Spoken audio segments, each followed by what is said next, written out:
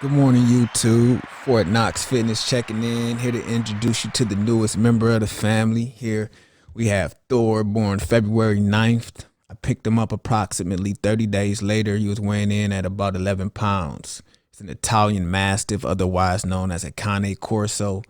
He is our second pet that we've picked up in the last year. We got him for home defense specifically. And his brother Loki is an American short hair, and he takes care of all of our rodent issues. It took about 1 week for them to get acclimated to each other. And actually, Loki is about 8 months. He was very aggressive in the beginning, and he outweighed Thor for about 4 days when we brought him in.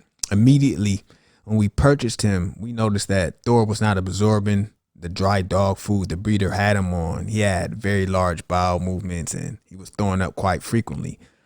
After doing some research, I decided to put him on a raw diet. I found an international store that had a wide variety of meats, and the prices were not bad compared to some of the best dog food brands. We started giving him Blue Buffalo, and when I transitioned him, I basically did a half and half. Eventually, he started eating around the dry dog food, so I took some bone broth and I would try and mix it better together. That worked for a while, but soon after he'd get done feeding, I would notice that the only thing left was the soggy dog food. So I purchased one small bag about 30 days ago, and I still have half that bag left. Eventually, I put Loki on that raw diet as well since Thor was doing so well, but he still gets a dry meal. At first, I was feeding Loki 4 times a day. But since I got Thor and I started putting them both on this raw diet, they do eat twice a day. I utilize an app to determine the weight that I should provide, but I will admit the last 2 weeks I've been giving, especially Thor, twice the amount because some of the procedures that we put him through and the medications, they were starting to do a number on him. But he's getting back to where he needs to be. He's gaining about 5 pounds a week. He is at 4 months currently. He weighs in at 46 pounds. I do some local training, but I do plan to start some professional obedience this summer when my girls arrive to get them comfortable with handling them. Both our pets are indoor animals, but as you can see, we do allow them to go outside. They play in the woods that's at the rear of our property. Loki is actually currently being hunted by some fox in our area. I think it's 2 fox. They almost caught him about 2 weeks ago in the middle of the street. One night, Loki did not want to come in, so I shut the door on him and we went to sleep. The weather's getting real nice, and he chases snakes and lizards around all night. But I guess he didn't know that he was being followed. And the fox is what woke us up. It was the strangest sound that I've ever heard. I probably should try and YouTube it. I guess I've never heard a fox before. I could tell that it was a dog, but it just sounded super weird. And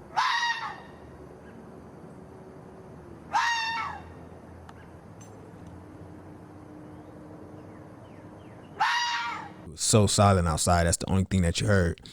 And my wife, she gets up, she walks over to the window, and she sees Loki being flipped over in the middle of the street. But he was able to get back to his feet, and he made his way to my vehicle, and he started hiding up under there for whatever reason, because the fox was not that big. It did not follow him up under the car. Loki has some nice claws on him, but I'm pretty sure he would have been a snack to the fox. She said she only saw one. She actually didn't describe him as a fox initially. It was like a raccoon or something like that, but I knew the sound. It couldn't have been. We did go downstairs, open the door. Loki darted right to us. And he was all right. He didn't have any marks on him or anything. But 2 days later, I was outside with both of them, and it was a lady walking her pit bull, and her pit bull started barking at something. And it was in the middle of the day, and you see a fox just run past across the street, and it darted behind the house that's across the street from me. I was like, damn, we got, fox in the area. And my cat is always outside. And I'm starting to see droppings as well. So it'll be very interesting to see as Thor grows up and gets more protective over the cat, how this confrontation is going to play out differently in the future. But our fence is still being installed. One thing I did notice about Thor, that I have never ever experienced with another dog is that he will not leave the yard, accompanied or not. Like I could walk in the house, I could just come out, open the front door. He'll do a lap around the house. He'll use the bathroom. If I'm not out there, he'll just wait. He'll go into the garage or sit on the front steps. If he sees another pet walking on the sidewalk, a person, anything, he will not go and approach them. Now, if they come into the driveway, he'll start barking. He'll go and confront, but he won't leave the yard. It's very interesting. I'm not sure how long that's going to last, but right now he's just very protective. He naturally is going to stay on my side, very close to me. It's a pretty good alarm system. Sleeps in our room. He knows when someone is approaching our bedroom door. He will announce himself. I do like it. Gives me time to react when I'm asleep. Think that I'm the only one who is providing that raw diet. And I know he's now surpassed 3 of the largest males in size currently. They're still wavering around 30, 35 pounds.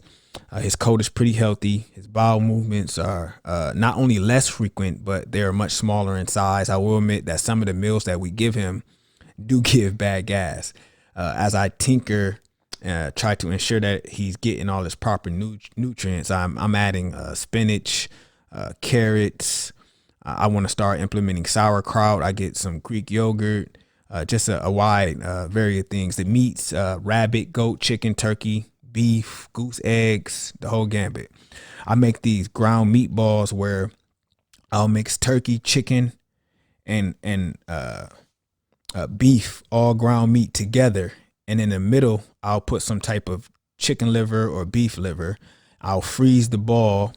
And then once it's frozen, every other day or whatever, as a treat in between his meals, I'll give him that, especially if I'm going to be leaving the house for a while. It'll take him a minute to get to the liver and to eat this frozen ball. But in my opinion, I think it was a real good recipe. I actually come up with my best recipes when I'm sipping on that scotch, and I was sipping on scotch that day.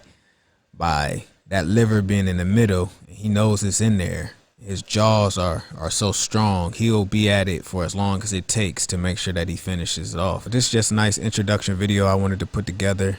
Hopefully there's going to be more to come. Just wanted to show how Thor and Loki, to get along, is getting along. Hopefully as he continues to progress and grow, he's going to get more protective.